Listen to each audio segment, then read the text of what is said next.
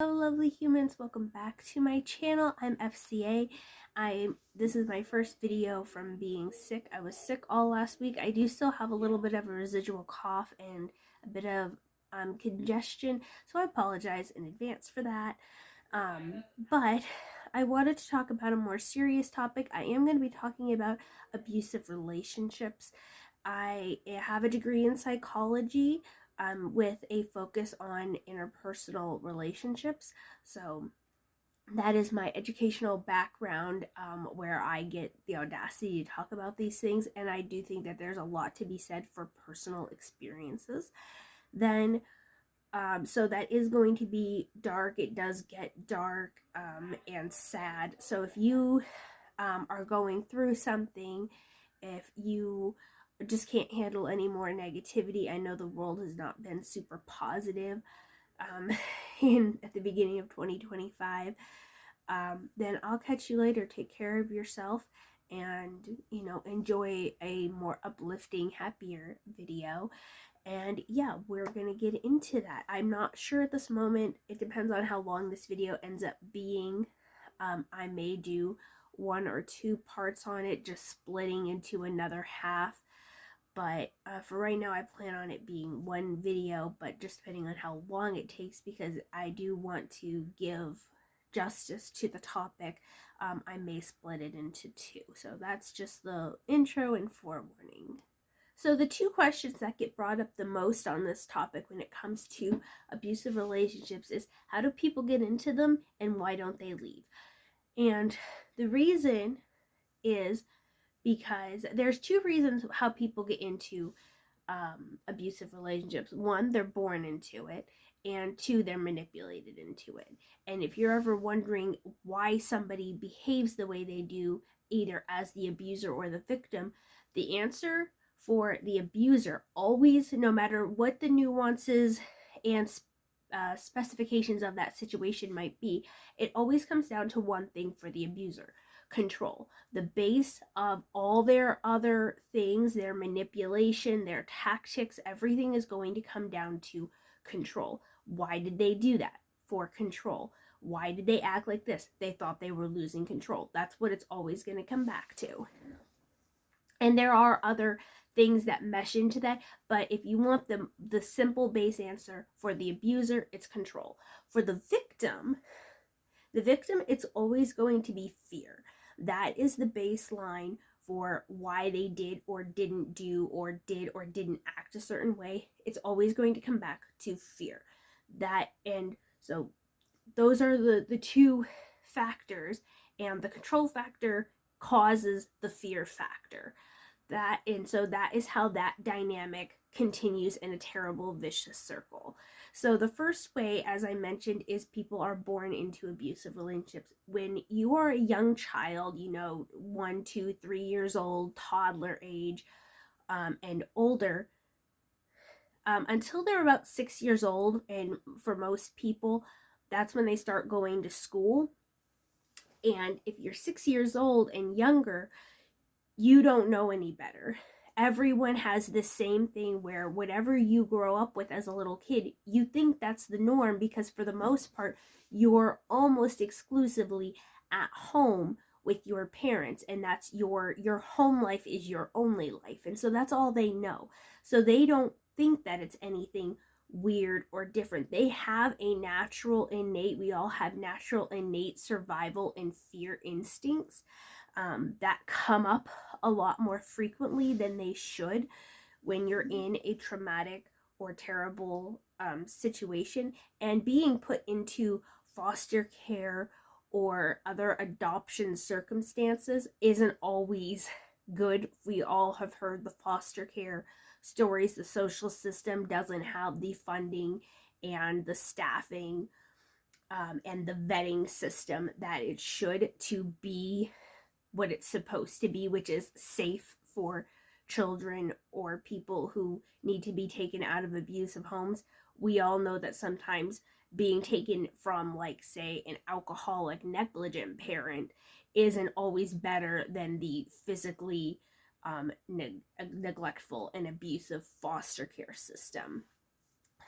And that's just an unfortunate truth, and we don't like it. Not every foster care system is terrible, but they aren't all good. And so when you just are raised with that, what ends up happening to you on a psychological level with your emotions is there is trauma bonding, anxious attachment style, avoidant attachment styles, um, and that changes how you interact with the world, how you sense yourself, insecurity of self, um, deserving of love, not understanding what love actually is, um, and that and people who come from abusive childhoods are more likely to end up in abusive romantic partnerships or in neglectful toxic friendships. So that is how that leads into that from the when you're born into it, because children don't have a choice. When they're young children, they don't know how to get out. They don't have a lot of other bonding options. They don't know how to get help or that help is needed. So that is that how that part happens. Sometimes they get taken away. Sometimes they just learn through experience. Like once they go to school and they start talking or they're allowed to hang out with other friends, they're like, oh, this isn't right. What's happening isn't okay. Um, and then things can develop from there. Some people get emancipated from their parents, which is not an easy route to do, because then you are just a ward of yourself, and there's a lot of other consequences that come from that. So even though it's like, okay, I can get away from these people, there's a lot of forcing to grow up in that situation and in abusive parenthood things. So there is that. Then we have the people who are in romantic relationships. If you're wondering why people don't leave, again, it's always going to come back to that fear factor.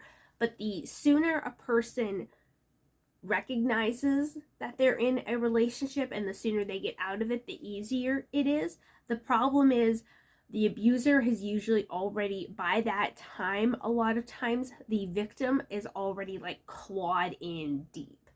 Because how abusers work, whether it's subconsciously or consciously, it just depends on the person, depends on if they have other mental issues of psychopathy or social predatorial tendencies, narcissism, etc. So there's other things that factor into an abuser and what their ultimate goal is, which is always control, but how they feel and receive that control or sense of control differs between each person. But on the whole, abusers never start out abusive, okay? Because no one ever goes on a date and backhands their person on the first date. Because if people acted like that, if they were forthcoming with who they were, if abusers were just honest and upfront and like, listen, I want to make you feel absolutely degraded and demoralized and make you very dependent on me. And if you ever step out of line, whatever that means to me at any given moment, I'm going to emotionally and physically hurt you. Are you cool with that? Well, I'm really not. Like, that's not how that happens. When people go on dates, they always start out, and this is why abusive relationships are very hard. It's because the beginning of relationships, whether they're with an abuser or a non-abuser, look very, very similar. So there's a lot of whining and dining, there's charm, especially if the person has some kind of psychopathy or narcissism. They tend to have a lot of charm to them. They have a lot of positive looking aspects about them. They appear confident, and confidence is attractive. And also, abusers have a target audience. They have a target type that they go for, very similar to cults, which are abusive in their own right. They have a target type of person, and abusers and cult leaders and such, they know the kind of person that they go for. They want somebody who's insecure. They want somebody who's more of a people pleaser. They go for someone who is trying to find a sense of purpose and a need to belong and feel accepted. So somebody who is truly confident, about themselves, and they're okay with accepting their flaws, but they don't see themselves as less of a person. People who question authority, people who are like, I don't know about that. They're not going to go for an actual confident person. It's very unlikely, not impossible, but very unlikely that somebody who is a truly confident and like generally good for themselves, secure individual, they don't find themselves in those relationships very often because they don't have a problem. They tend not to have negative attachment styles. So when they're actually, proud of themselves, like themselves, when somebody brings them down or tries to, they're like, hey, that's not cool. Don't do it again. And people who are abusers and cult leaders, they don't like to be questioned. They don't like their partner, victim, whatever, to have a sense of autonomy or a strong sense of autonomy. And they don't like them to have, and abusers often go, and this is why we have the more likely to, if you were born into it, more likely to get into one in adulthood and young adulthood of abusive romantic partners, is because they tend to like people who come from broken homes, because that means you don't have strong attachments. Cult leaders, and abusers don't like their potential partners to have strong friend or family bonds, because that kind of messes everything up. They're not interested in integrating or becoming an integral part of your friend and family circle like a non-abuser does. Non-abusive relationships, they want everyone to meld. The ideal situation is that your friends and their friends get along, that you have a big group of mutual friends that can come together, and etc. But abusers also don't like their potential partners to have strong family bonds, because that means that they have someone else they can talk to. They don't want you to have an outside support system, because they feel like if you have someone else to go to, someone else to talk to, that's going to take away their control that they have over you. If you have no one else to lean on but the abuser, that's ideal for them. That's what they want. They want a lot of heavy codependency. They want that anxious attachment. They want the trauma bonding. They don't want you to have a sense of independence, and they also ultimately do not care about their partner. Abusers do not care about the well-being, because they're physically and psychologically abusive and they're manipulative. They don't care about your well-being. And they also don't care about your needs, wants, and inspirations. They don't care about expansion and making you a better person or upholding you to be the best you can be. They're not looking to be your support system mutually. They're looking for you to be obedient and listen to them and ultimately just belong to them, very much like a cult leader. They don't want you to question them. They don't want you to have outside help. They don't want you to have a sense of self and independence. So someone who is, again, confident and independent and has strong bonds, that person is not even who an abuser is going to go after, because there's nothing attractive to them. There's nothing for them to manipulate or control. And so they tend to veer away from those people. And if they learn about them on a first date, they just kind of end the date. It doesn't go anywhere, because they're like, I don't even want to try to deal with that individual. So that is how people end up with it, is that they are manipulated into it. They get the whining and dining. And this is where the red flags, we've heard about love bombing a lot in the last year. And it's true. In the very beginning of a relationship, an abuser will be overly charming. They will be over the top about gift giving. And you might think, and when I say lavish gift giving or over the top gift giving, it doesn't mean, like all expense paid for Caribbean vacation or trip to Paris. It can be, depending on the disposable income of the abuser. But we're talking about, if you're still in school and you're like, hey, I got an A on that really difficult test. I'm really proud of myself. You know what? Let's go out to dinner. Put on your best dress. I'm going to buy you something. Let's go celebrate. And it's like, well, I mean, I mean, I'm proud of myself because it was a difficult test, but it was just a test. Like, this isn't even an exam or anything. Um, we don't know we're going to do that. You need to celebrate yourself because that's them getting their hooks in. They're going to do stuff like that. They're going to be super attentive, super charming. And in the beginning of a relationship, having lots of texts, calls, and a lot of affection and attention happens early in most relationships where, you know, because you're getting to know the other person, that novelty and mystery is still there. The fun little butterflies of excitement are still there. And so spending more time with your new romantic partner versus your friends and family is very natural. But there's going to be some nuanced differences between a non-abuser and an abuser early on in a relationship. For instance, early on in a relationship, yeah, as I said, people tend to hang out with their new significant other more. But in a non-abusive relationship, after the first month or two, the people, depending on the time of year, it might go into 3 months if it's over the summertime. But when the school year, normal work year starts again, typically it's 1 to 2 months. People go, hey, is it cool if we like give each other some space? If we don't hang out this Saturday, I kind of want to be with the guys. I kind of want to be with the girls, etc. And both sides are like, yeah, you know what? I was going to tell you the same thing. We've been spending a lot of time together and I just kind of miss my friends, etc. Yeah, okay, cool. And then the blending of friendships, introducing to family, etc. can take place. That's not what happens in most abusive relationships. In most abusive relationships, they will discourage you, and this is the manipulation often starts very early where, oh, just cancel on your friend's birthday. I really want to spend time with you.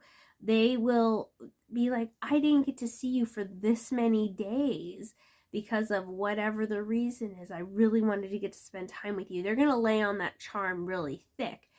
And they're going to be discouraging of you wanting to spend time with friends. And they usually often, abusers have two kind of MOs that they go for. There's either the person who has a lot of support, like family, friends, or somebody, because then that gives them a protection shield. No one's going to believe, well, I never saw that coming. I don't see them as that kind of person. There's that kind of abuser who has a lot of support in your inner circle so that you still feel isolated, or the victim still feels isolated and doesn't feel like they have anyone to turn to because everyone's already like in the abuser's corner. Then there are the abusers who also don't have bonds to other people. They don't have strong friendships or ties to family because they don't want other people seeing them. When people come, if you are letting people into your life, they're going to get to see your life. Abusers don't often like to let people see what goes on behind the scenes because they know they're doing is wrong. They know that if other people see them hitting or name calling, shoving, etc. to their partner, they know that society doesn't like that. They know that people around them aren't going to like that. So they don't like to let people in behind closed doors because what's going on behind closed doors they know is wrong and that they will be admonished, punished, etc. And they're not looking for that, especially if they have some kind of psychopathy going on. They're not interested in that. Then you have those people, they just don't have bonds to begin with. Definitely gonna make this a two-parter. I just looked at my time. So when people get into the relationships, they have the love bombing, and the abuser wants all that charm laid on thick. They want the person to feel like this ultimate sense of acceptance. They want all that dopamine and oxytocin. They want all that's the good chemicals in the brain to get released. They don't think that consciously, like, oh, if I act like this, then the oxytocin and dopamine is going to rush through. They just know that the person is going to like it and they're going to want more of it. If they're a person who is insecure and then they find someone who's like, oh yeah, you're all I want, you're everything I've ever wanted, and oh, look at the gifts and the attention and the wonderful things, they're going to like that. And because that's the first impressions are very important. And this is another more subconscious thing that happens with the abuser. They're not going to start off, as I said, just being their true abusive selves. They're going to be more charming, nice, etc. Because first impressions, whatever your first impression of a person is, it's really, really hard to change that because of cognitive dissonance. We don't want to be wrong because that could put us in danger, even if changing our minds is the better method for survival. Our brains just don't work like that. So whatever the first impression is, people often stick with that and have to be given overwhelming evidence against it to change it. So with that, that is how people start in getting into abusive relationships and how they begin. And then we're going to go in the next video how they get why people can't leave or why they don't leave. So thank you for watching this first part. Thank you for dealing with me having to cut out where I was coughing and such. And I will see you in the next video. The next one is going to be a little bit darker because we're going to get into more of the in-depth of the abusive relationship and the end of those relationships, which do not always end well, spoiler alert. So I will see you in the next video. Bye, my lovely humans.